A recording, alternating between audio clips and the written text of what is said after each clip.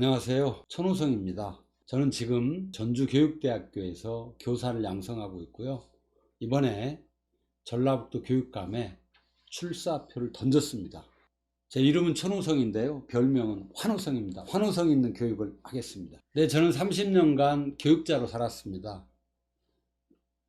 우리 사회가 지금 여러 가지 문제를 겪고 있는데 지역 간 불평등, 다 수도권으로 올라가서 지역은 소멸의 위기에 있습니다. 그리고 전 세계에서 아이를 가장 낳지 않는 그런 나라입니다. 이 많은 것들의 근저에는 바로 교육이 자리 잡고 있습니다. 그렇기 때문에 교육 때문에 나라가 망한다, 이런 표현을 했던 것입니다. 이제 교육이 본래의 목적으로 돌아가서 인간의 바람직한 삶, 성장, 이런 것들에 대해서 제대로 된 역할을 해야 되는 그런 시기에 와 있다고 봅니다. 교육의 관점에서 본다면 적정한 아이들의 숫자가 필요합니다. 그런데 현실적으로 굉장히 소규모 학교들이 늘어나고 있습니다. 그래서 교육적인 효과라고 하는 측면에서 다양한 의견들이 쏟아지고 있는데요. 학교는 단순하게 아이들만이 공부하는 아이들의 관점을 이제 뛰어넘어야 됩니다. 우리 지역사회에서 학교에 다양한 역할들과 기능이 있습니다. 그리고 또 큰 학교가 좋고 작은 학교는 나쁘다 라고 할 수도 없습니다. 축구를 꼭 11명이 해야 될 필요는 없잖아요. 작은 규모의 축구를 할 수도 있는 거니까요. 그래서 저는 일단 학교 통폐합 문제에 대해서 인위적으로 학교를 없애려고 하는 노력은 저는 아직은 우리 지역에서는 특히 불필요하다고 이렇게 봅니다. 그럼에도 불구하고 소규모 학교에 다니고 있는 학생들, 또 학부모님들, 또 지역의 인사들, 또 선생님들이 의논해서 우리는 작은 학교 간에 이렇게 통합을 한다랄지 이런 교육을 좀 해보고 싶다라고 자체적으로 의견을 제시한다면 그분들의 의견을 듣고 결정하는 게 좋겠다고 생각을 합니다. 정리하자면 인위적인 통폐합보다는 당사자들의 의견을 존중하는 그런 어떤 형태로서의 이 통폐합 문제를 접근하려고 그럽니다. 지금은 저는 시대정신이 생존이라고 생각을 합니다. 이 생존이 각자 도생, 그 경쟁 속에서 살아남아야 하는 생존이 아니라 상생하고 연대와 협력을 해서 상생 공존해야 하는 그런 그 생존입니다. 아시다시피 지금 코로나가 계속되고 있고 또 기후위기가 심각해서 폭염, 폭설, 폭우 등 예상치 못한 자연 어떤 그 생태계가 교란되고 위기의 신호들을 지금 우리에게 보내고 있습니다. 이런 그 시대정신 앞에서 우리 교육이 이제는 제대로 기여를 해야죠. 교육이 시대에 부응하는 그런 교육으로 포커스, 초점을 맞춰야 됩니다. 그래서 이제는 어떤 개인의 성공, 출세를 뛰어넘어서 지역을 생각하고 국가를 생각하고 전 지구촌의 미래를 생각하는 이런 방향으로 달라져야 됩니다. 그래서 저는 우리 아이들에게 이제 삶과 직접 연계되는 교육, 그래서 생태교육, 환경교육, 또는 우리 또 성장 중심의 이런 생활에서 좀 벗어나야 되기 때문에 성장과 발전만을 추구하는 그런 어떤 교육이 아니라 공생, 상생, 연대, 협력, 이런 쪽의 교육들을 직접적으로 우리 아이들에게 해야 되는 그런 시기가 왔다고 보고 있습니다. 우리 교육에서 사교육비가 차지하는 비중이 굉장히 높습니다. 이거는 이제 한국 사회의 큰 사실은 문제점으로 지적되기도 하는데요. 사교육비를 아무리 줄이려고 해도 사교육을 할 수밖에 없는 교육적 상황을 바꿔내지 않으면 안 됩니다. 저는 그것 중에 첫 번째가 우리는 너무나 대학이 서열화되어 있고 이 서열화된 정점의 학교들 가기 위해서 굉장히 경쟁하는 시스템으로 되어 있잖아요. 이것이 해결되지 않는다면 저는 사교육의 수요 자체를 막기 어렵기 때문에 사교육비를 낮추는 데 한계가 있을 거라고 봅니다. 그러나 이런 것들은 특정한 어떤 단체나 개인이나 지역이나 이런 것들을 뛰어넘는 국가의 과제라고 저는 생각을 합니다. 그래서 이건 국가가 굉장히 어떤 체계적인 어떤 준비를 통해서 정권의 힘으로, 국가의 힘으로 대학의 서열화를 없애고 또 학교가 지나치게 경쟁하는 이런 부분들을 좀 이렇게 완화해가는 형태로 가는 이 방식이 사교육을 줄이는 굉장히 중요한 방식이라고 생각을 하고요. 또 입시 제도나 이런 것들에 대해서 다양한 형태가 이렇게 만들어질 수 있도록 그렇게 바꿔야만이 특정한 사교육에 의존하는 이런 것들도 좀 달라지지 않을까 그렇게 보고 있습니다. 저는 제가 교육감의 출사표를 던지면서 전국 최초로 전라북도 아이들에게 학생 청소년 기본수당을 제안을 했습니다. 그리고 이 안은 교육청만이 아니라 지자체와 연대한다면 훨씬 더 효과가 있기 때문에 각 지자체의 장을 꿈꾸는 분들에게도 연대하여 함께 해갈 것을 제안을 했습니다. 대체적으로 왜 그런 제안을 했냐면요. 우리 전라북도는 경제적으로 가장 낙후된 곳입니다. 그래서 우리 아이들에게 어떤 경제적으로 직접적인 지원을 해야 될 그런 상황입니다. 그리고 어떤 생애 주기의 복지적 차원에서 본다면 지금 현재 0세, 1세에서 7세까지 아동수당을 주고 있는데요. 딱 요 기간, 초등학교 입학에서 고등학교 이 기간에 상당히 또 많은 비용들이 들어갑니다. 우리 사회적으로도 아이를 잘 낳지 않는 이런 상황 속에서 그 원인을 들여다보면 자녀를 키우는 데 들어가는 비용 문제가 사실 있거든요. 그래서 누가 아이를 낳더라도 우리 국가와 사회가 키워내야 된다. 이런 관점에서 사실 학생과 청소년들에게 기본 수당을 줘야 된다는 그런 어떤 발상을 하게 됐고요. 또 제가 이제 금액으로 따진다면 얼마를 줄 수 있을까? 이런 고민들을 했는데요. 전라북도 예산을 또 생각하지 않을 수 없잖아요. 그래서 저는 물론 초등학교와 고등학생은 좀 다르겠지만 평균적으로 잡아서 1인당 한 1년에 20만 원 정도를 최소 비용으로 하고요. 그 다음에 좀 많으면 한 60만 원. 60만 원이면 한 달에 5만 원꼴이거든요. 이런 정도의 비용을 생각하고 있습니다. 그래서 전라북도 전체 예산이 교육청 예산이 약 3조 4,500억 원 정도 되는데요. 20만 원이면 약 400억 원. 그리고 토탈 60만 원이면 1,200억 원의 비용이 들어갑니다. 그런데 이게 그냥 단순하게 포퓰리즘적으로 인기적 차원에서 그냥 제한이 아니라 이 돈을 주면서도 그냥 아이들에게 돈이 아니라 이거를 어떤 그 아이들의 교육과 연결시킬 생각입니다. 예를 들어서 20만 원의 기본수당이 주어진다면 너는 어떻게 쓸 거니? 이런 것들을 해서 계획을 쭉 짜게 하는 거죠. 그래서 금융교육, 소비자 교육과 연결 지어서 할 거고요.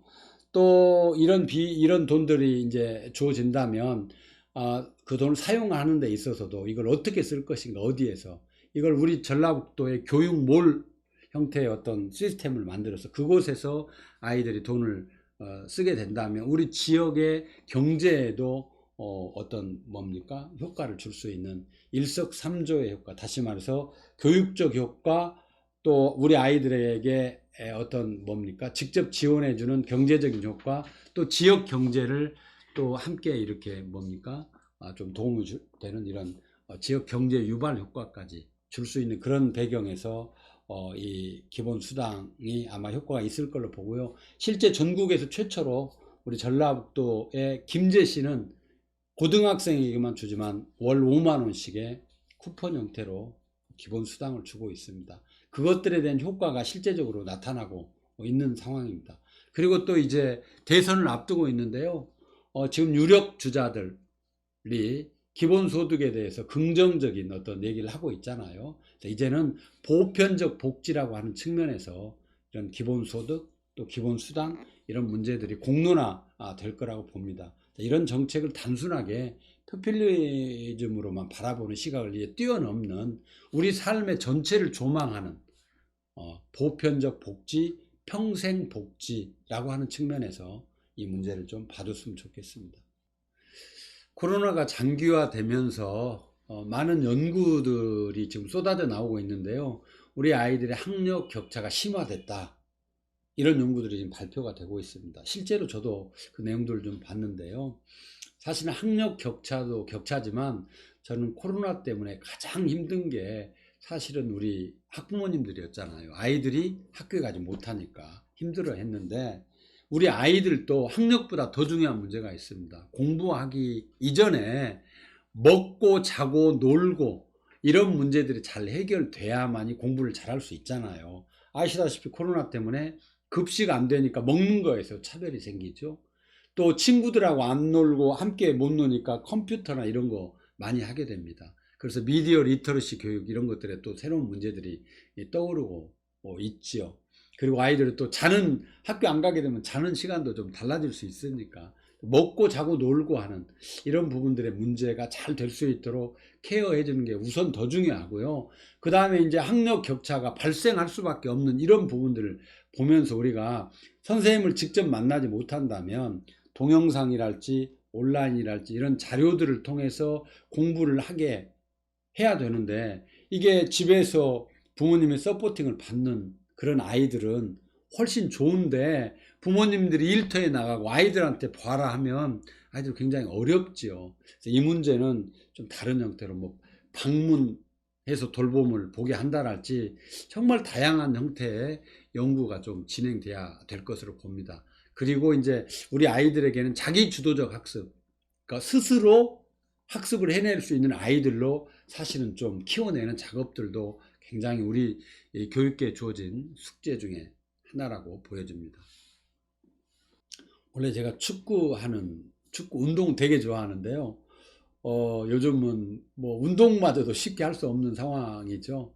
저는 이제 취미로 주로 축구를 많이 했고요. 그 다음에 배드민턴 가끔 했고요. 그 다음에 요즘은 시간이 솔직히 많이 나지는 않는데요. 가끔씩 제 아내하고 함께 등산, 작은 낮은 산들을 올라가서 이렇게 가족 얘기도 나누고 소소한 얘기 나누는 게 저희 취미입니다. 지금 우리 아이들이 신분증으로 학생증을 사용하고 있는데요. 뭔가 이렇게 뭐죠? 기존에 뭐 잘못했을 때 너 학생이야 할 때 증을 활용하는 형태로만 주로 활용했죠. 그런데 이제 제가 청소년증을 제안을 했는데요. 요즘 시대가 변했고 워낙 IT 산업도 발달하고 그래서 청소년증이라고 하는 증을 만들어서 그 안에 바우처랄지 또 제가 생각하고 있는 학생 기본 수당이랄지 이런 것들을 좀 넣어서 우리 아이들이 정말로 그 증을 소중하게 여기면서 활용할 수 있는 그런 걸로 이렇게 지금 구상하고 있습니다. 그러니까 청소년증이 왜 중요하냐면요. 사실은 우리 아이들이 다 학교 다니는 것만 아니거든요. 어쩌다 보니까 학교가 자기를 받아주지 않아서 또는 학교가 마음에 안 들어서 학교 밖으로 뛰쳐나가는 아이들이 의외로 많습니다. 그 아이들은 학생증이라고 하는 것을 발급할 수가 없잖아요. 그런데 청소년증이라고 하면 그곳에 또 혜택까지 주어진다면 그 아이들에게도 상처받지 않게 정말로 잘 활용할 수 있는 그런 어떤 뭐죠? 보물 같은 존재가 될 거라고 봅니다. 그래 학교에 지금 수년째 해결되지 못하는 교육 과제가 두 가지가 있거든요. 하나가 입시입니다. 끊임없이 교육하면 입시의 문제고 또 하나가 학교 폭력의 문제예요. 이게 오래전에도 폭력이 있었고 지금도 폭력이 있습니다. 사실 우리 아이들에게 폭력이 없는 사회를 보여주는 게 중요한데요. 우리 사회도 계속 폭력적으로 이게 그 폭력이 증가하고 있기 때문에 그대로 영향을 받는 아이들 사회 속에서 크기 때문에 아마 폭력이 근절되지 않는 것 같아요. 그런데 폭력을 좀 줄이는 노력을 해야죠. 줄이는 노력을 해야 되고요. 또 폭력 때문에 뭐 심지어는 생명까지 그 던져버리는 이런 불행한 사태를 우리가 보게 되는데요. 우리 아이들이 학교 안에서 그런 폭력이 발생했을 때 가해자든 피해자든 또는 제3자로서 방관자든 이 세 입장에 서게 될 터인데 이 세 사람의 입장에서 각자가 어떤 역할을 해야 되는지 좀 굉장히 교육이 많이 필요할 것 같고요. 저는 폭력을 없앨 수 있는 가장 좋은 방법으로 우리 어른들이 가정에서, 사회에서, 또 다른 측면에서도 정말 폭력적이지 않는 이런 어떤 문화와 어떤 시스템을 만드는 게 훨씬 더 중요하다고 봅니다. 사실 아이들이 학교에서만 크지는 않잖아요. 오히려 훨씬 더 영향을 많이 주는 데가 가정입니다. 그래서 가정교육이 굉장히 중요하고, 그런 관점에서 본다면 학부모님들의 어떤 그 뭐죠? 교육에 대한 관점이나 생각이나 또 아이들과의 어떤 그 뭡니까? 이게 함께 하는 관계 능력, 이런 것들이 좋은 영향을 줄 거라고 보는데요. 이제 교육자의 입장 또는 교육청의 입장에서 본다면 학부모님들도 이게 처음부터 아이들을 키워본 게 아니기 때문에 매번 생기는 문제들이 새로운 문제들이거든요. 이런 문제들에 대해서 먼저 키워냈던 학부모들로부터 어떤 경험담도 듣고 의논할 수 있고 편하게 이런 어떤 시스템을 만드는 것들이 좀 중요할 것 같아요. 그래서 저는 이제 우리 그 학교의 공간 중에서 교무실과 교실만 있는 게 아니라 교육의 3주체인 학부모실을 만들어 가지고 그곳에서 학부모님들이 자연스럽게 모여서 의논하고 대화하고 이렇게 그 문제를 해결해 가는 그런 방안의 시스템을 좀 만들어 볼까 생각 중에 있습니다. 사실 학교에서 교사와 학생, 교수와 학습은 동전의 앞뒷면처럼 딱 붙어 있는 거거든요. 그래서 이게 어느 한쪽으로 쏠리거나 그러는 게 아닙니다. 뭐 예를 들면 아이들에게 인권을 신장시켜주면 교권은 추락하고 뭐 이렇게 바라보는 시각도 있는데 절대 그렇지 않고요. 사실은 두 개가 같이 가는 거라고 보거든요. 과거에는 선생님에게는 일정하게 문화적으로 어떤 권위 같은 게 주어져서 교사라고 하는 것 자체만으로도 아이들이 선생님에게 좀 다소 순종하거나 이러면서 이렇게 했는데, 요즘은 워낙 어떤 뭡니까 뭐 개인의 인권이랄지 이런 것들이 신장되다 보니까 자기가 부당하다고 느끼면 바로 거부하거나 또는 때에 따라서는 그런 제도적인 맹점을 활용한 아이들이 있어서 선생님들이 굉장히 호소하고 있습니다. 교육하기 너무 힘들어졌다. 그렇지만 저는 이게 시대적인 이제 하나의 흐름이다고 보면서요. 뭔가 이제 우리 아이들하고 선생님들이 함께 대화하고 교육적인 관계를 통해서 이 문제를 풀어가야지, 뭐 교사들에게 특정한 권한을 더 많이 준다랄지 뭐 어쩐다랄지 이런 식의 방식은 이제 아니라고 봅니다. 그래서 우리 민주주의가 여러 단계의 어떤 갈등과 관계 회복을 통해서 성장해 갔듯이 우리 아이들과 선생님이 더 많은 대화를 하고 더 많은 협력을 하는 가운데 이 문제를 풀어가야 된다고 그렇게 보고 있습니다. 이제 살아가면서 누군가 이렇게 사람은 성장하고 발전해 가잖아요. 감정도 달라지고 말로 표현하기 어려운 어떤 느낌이 왔던 것이죠. 느낌이 왔고 그 느낌이 왔던 사람이 군산에 학교를 이제 오게 됐고, 그래서 그 사람으로 인해서 군산마저도 더 좋아할 수 있는 그런 계기가 됐고요. 뭐 그런 감정들이 사실은 그러게 뭐라고 표현하기 어렵지만 제 성장 과정에서 긍정적으로 좋은 영향을 줬을 거라고 봅니다. 첫사랑 보고 싶네요.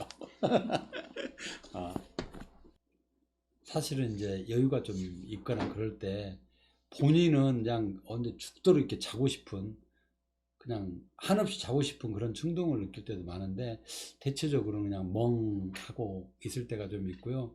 제가 이렇게 보면은 좀 창밖을 좀 오랫동안 보는 그런 이제 그 습성이 있어요. 여유가 있을 때. 그거는 이제 과거의 추억을 되돌아보고 미래를 상상하는 거죠. 또 다른 어떤 뭐 생각의 시간이라고 할까요? 좋게 표현하면 사유하는 시간이지만 남들이 저를 봤을 때는 멍 때리는 시간. 담배는 20년 태웠습니다. 언제 끊으셨어요? 그러니까 담배는요, 진짜 일본에서 이제 유학에 돌아오는 기념으로 딱 인천공항에서까지 피웠어요. 정말 딱 피고 담배 두 가지 남았는데 그걸 가지고 집에 와서 안 피웠습니다. 근데 조건이 이제 제가 집이 없어가지고 처갓집에서 장인어른과 같이 살아야 되는데 그 조그마한 아파트 30평 정도 되는 데서 어디 담배 피울 데도 없고, 그리고 담배를 피울 여유가 없었어요. 5년 동안 생활을 정리하고 오니까 새로 마련해야 될 게 너무 많은 거예요. 옷부터 신발부터 자동차 모든 것들을 새로 마련하다 보니까 하루가 막 어떻게 가는지 모르는 거예요. 담배를 그 기념으로 딱 끊었습니다. 주량은 진짜 많이 먹었을 때는 소주로 따지면 한 3병 내지 5병 먹은 적이 있고요. 그리고 실제 지금의 주량을 보면 막걸리 정말 제가 취했다라고 느끼면 주로 이제 막걸리를 마시는데 한 2병 정도, 막걸리 2병 정도가 주량이고요. 실제로 2병 먹는 경우는 거의 없습니다. 진우를 만날 때만 2병 먹지 진우는 늘 2병을 먹어요. 근데 실제로는 딱 1병, 네, 기분이 좋으면 1병 반 그런 정도로 마시고요. 술버릇은 거의 없고요. 그냥 자는 술이 취한 것 같다 하면 어디든지 그냥 잡니다. 그런 버릇이 있습니다. 제 삶에서 이제 굉장히 사실은 전환점이 됐던 시기가 있는데 그때가 고등학교 2학년 때였어요. 고등학교 2학년 때였는데 아마도 그때 모내기철이니까 제가 이제 전북 고창이 제 고향인데 5월 말 6월 초로 기억이 됩니다. 그런데 그때 모내기철이었는데 제가 이제 전주에서 하숙을 친척집에서 하숙을 하고 있었거든요. 그런데 어머니가 이제 하숙비를 주는데 그때 돈이 너무 없어가지고 하숙비를 빌리러 가셨어요. 빌리러 가셨는데 굉장히 이제 빨리 안 오시는 거예요. 그때는 이제 춘공기고 그래가지고 원래 지역에도 돈이 별로 많지 않을 때였죠. 어딘가에서 하여튼 빌려서 돈을 가지고 오셨는데 하숙비와 저의 용돈 그걸 따로따로 제가 주머니에 넣고 다음 이제 그 내 버스 타러 나와야 되니까 우리 집에서 버스 타는 데까지 굉장히 시간이 많이 걸리거든요. 한 2km 정도 나와야 되는데 그 길 구불구불한 길을 그거 돈 받자마자 막 죽으라고 뛰는데 그 버스가 저 앞에 비포장 깨니까 막 먼지 확 날리면서 오는데 막 진짜 가방 메고 죽으라고 뛰었죠. 근데 웬걸 버스가 가버리는 거예요. 버스가 그게 공음에서 대산 가는 버스인데 2시간에 한 대씩 오는 버스입니다.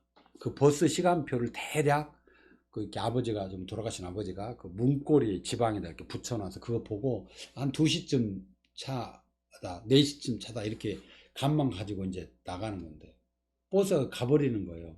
그러면 다음 버스 올 때까지 어떻게 2시간 기다려야 되잖아요. 2시간 동안 기다리다가 제가 주머니에서 그 하숙비를 돈을 꺼내서 진짜 봤어. 근데 그 돈에 흙이 묻어 있는 거야, 흙이. 근데 이제 뭐 모내기를 하다가 뭐 누구 흙인지 모르겠죠. 어머니 손에서 묻은 건지. 근데 그때 그 기분, 야, 이게 부모의, 지금 어른으로 표현하자면 이건 부모의 피와 땀과 눈물과 같은 돈이구나. 그런 느낌이 이렇게 왔어요. 이제 가서 공부를 열심히 해야지. 이런 생각이 들었던 거죠. 그런데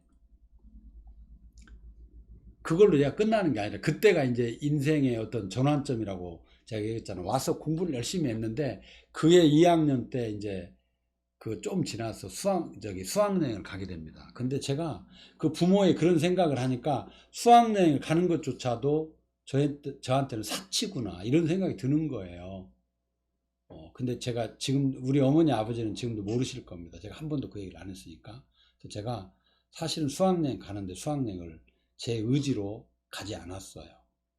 저희 동기생들이 한 600명이 되는데 그 중에 20명 정도가 당시 수학여행을 못 갔나 가지 않았나 모르겠어요. 그런데 그 20명이 수학여행을 안 갔는데 그 3박 4일간 간 수학여행 기간에 학교를 오라는 거예요.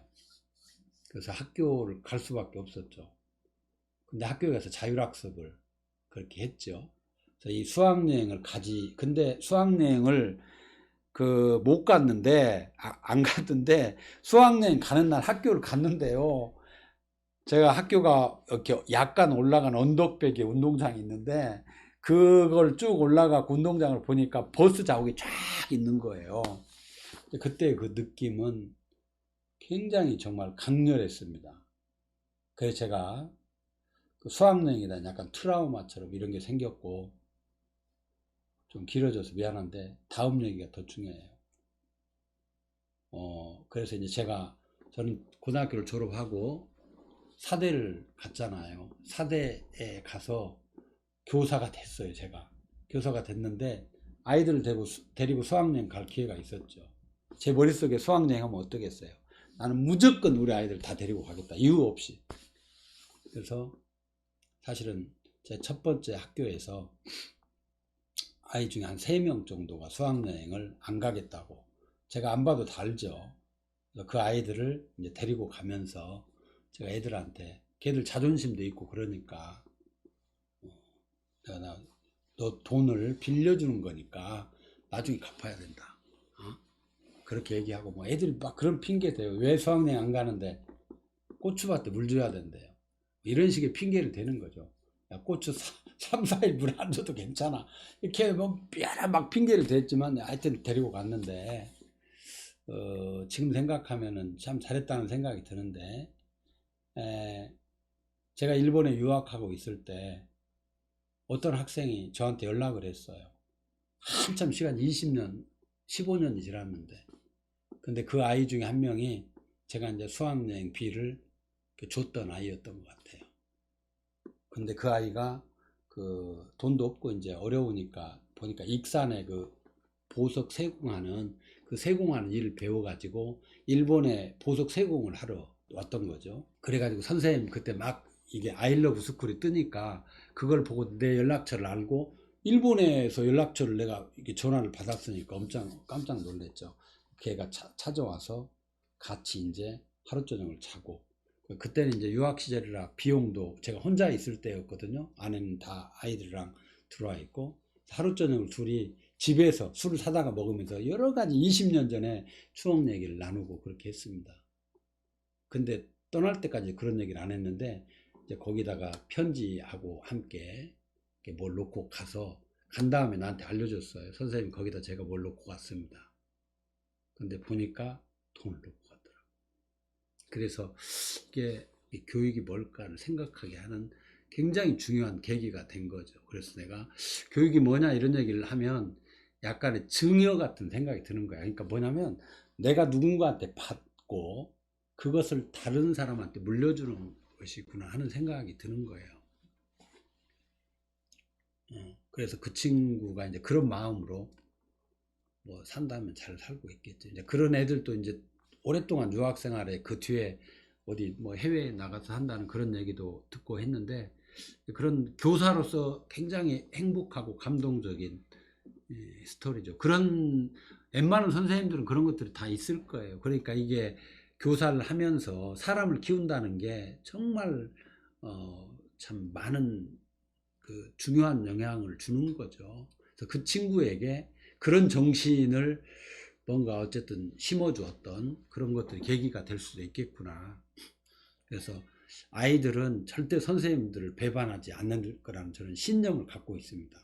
그래서 기본소득을 주면 많은 사람들이 그 애들 그 수당 주면은 애들 마음대로 쓰고 막 그럴 거 아니냐 이런 염려를 하는 분도 있지만, 절대 그렇지 않을 거예요. 아이들에게 또 설령 배가 고파서 빵 사 먹으면 어떻습니까? 다만 그 비용이 뭐 잘못되는 경우도 없지는 않겠지만 교육을 시켜야죠. 그 교육의 힘일 거니까 그런 것들이 좀 필요할 거라고 봅니다. 사실은 교육자로서도 지금 돌아보면 정말 잘 살았는가를 참 되돌아보면 부끄럽죠. 부끄럽고, 그런데 이제 가정에서 남편으로서, 아빠로서 어떤 삶을 생각한다면 솔직히 말해서 더 부끄러울 수 있지만, 아빠의 삶의 모습 또는 남편의 삶의 모습 그 자체가, 나는 이제 교육이었고, 또 그랬을 내 아내에게, 물론 아내의 도움이나 또 지지가 없었으면 제가 이런 외부 활동을 할 수 있겠어요. 그래서 우리는 주어진 상황 속에서 최선을 다했지만 점수로 따진다면 좀 낮은 점수를 받지 않을까 생각을 합니다. 그건 제 아내가 줘야 될, 또 우리 아이들이 줘야 될 점수가 아닐까요? 당연히 있습니다. 네, 당연히 있고요. 아, 그건 비밀입니다. 그건 비밀이고요. 생각보다 얌전한 강아지가 부뚜막에 먼저 올라간다는 얘기가 있잖아요. 지금은 교육자로서 30년을 살다 보니까 거기에 익숙해져 있는데 아마 대학 다닐 때는 가장 액티브하고 교사를 교육 사대를 다니지만 교사라는 직업이 가장 어울리지 않은 사람 중에 하나가 천호성일 거라고 많은 사람들이 얘기했는데 제가 교수 된 거를 너무나 많은 사람들이 의아해 한다는 그런 설도 있습니다. 그러니까 요리는 실제로는 집에서는 거의 못하고요. 이제 유학 시절이나 또 학교 다닐 때 그 자취는 하숙했던 시절에 요리했던 경험은 있죠. 요리에 대한 두려움은 없어요. 그 요리는 창조라고 생각을 합니다. 그때그때 느낌에 따라서 그렇게 하는데요. 잘하는 요리는 제가 없지만 정말로 라면 하나만큼은 정말 잘 끓입니다. 그래서 기회가 있으면 제가 꼭 라면을 한번 끓여드리고 싶습니다. 학교는 너무너무 자주 갔고 많이 갔죠. 최근에는 코로나 때문에 학교를 방문하는 게 예의가 아니니까 공적인 업무 아니면 잘 가지 않지만요. 제 연구 자체가 수업 분석이기 때문에 전라북도에 400개 이상의 학교들을 다녔으니까요. 하다 보면 급식 먹을 기회도 되게 많죠. 근데 그 급식과 관련해서 뭐 여러 가지 얘기도 있는데 에피소드도 있어요. 어떤 학교에서요. 제가 이제 아이들하고 이렇게 급식을 먹는데 누구도 요즘 아이들이 선생님이 시키지 않으면은 물을 떠다 주거나 이렇게 안 합니다. 근데 딱 한 학교에서 저한테 물을 떠다 주는 아이가 있었어요. 그 학교가 어떤 학교였냐면요. 장애인 학교였습니다. 제가 그거 보면서 정말 따뜻한 사람이 필요한 교육. 왜 장애인 학교에서 그 장애인 우리가 말하는 장애인이 물을 줬을까? 이런 그 생각을 해보면서 그 학교의 특징은 모든 게 협력 중심이에요. 저 사람에게 내가 뭘 협력하지? 또 선생님들도 도와주게 합니다. 일반 학교에서는 모든 게 경쟁 중심입니다. 그래서 타인을 배려하거나 이런 것들에 대한 마음이 좀 덜하지 않았나 하는 그런 생각도 해보고요. 급식과 관련해서 한마디 하고 싶은데요. 급식은 애들 그냥 밥 먹이는 그런 어떤 활동이라고 생각하면 안 됩니다. 급식은 우리 아이들에게 영양 섭취의 그 중요함도 있지만 급식에 들어가는 재료들은 우리 지역 경제하고도 연결되어 있습니다.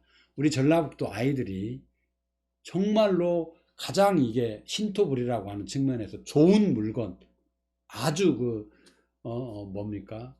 그 싱싱한 물건들을 잘 먹일 수 있는 그런 전라북도 환경이 될 수 있도록 급식만큼은 최고의 학교로 만들어주고 싶습니다. 제가 오늘 두서없이 여러 가지 질문들에 대해서 그냥 편안하게 그냥 특별한 원고도 없이 자연스럽게 얘기를 했습니다. 아마 여러분들이 이런 저의 말씀을 들으면서 저의 이야기를 들으면서 아마 천호성이가 어떤 사람이고 또 전북 교육을 위해서 어떤 역할을 할 수 있겠구나 하는 것들을 상상하시고 또 판단하실 수 있을 거라고 생각합니다. 저는 정말로 교육자로서 우리 아이들에게 부끄럽지 않은 그런 삶을 살고 싶고요. 또 정말로 이 자리가 봉사하는 자리고 희생하는 자리라 생각을 해서 정말 지역을 위해서 많은 분들과 함께 손잡고 미래로 나아가는데 최선을 다하겠습니다. 오늘 고맙습니다.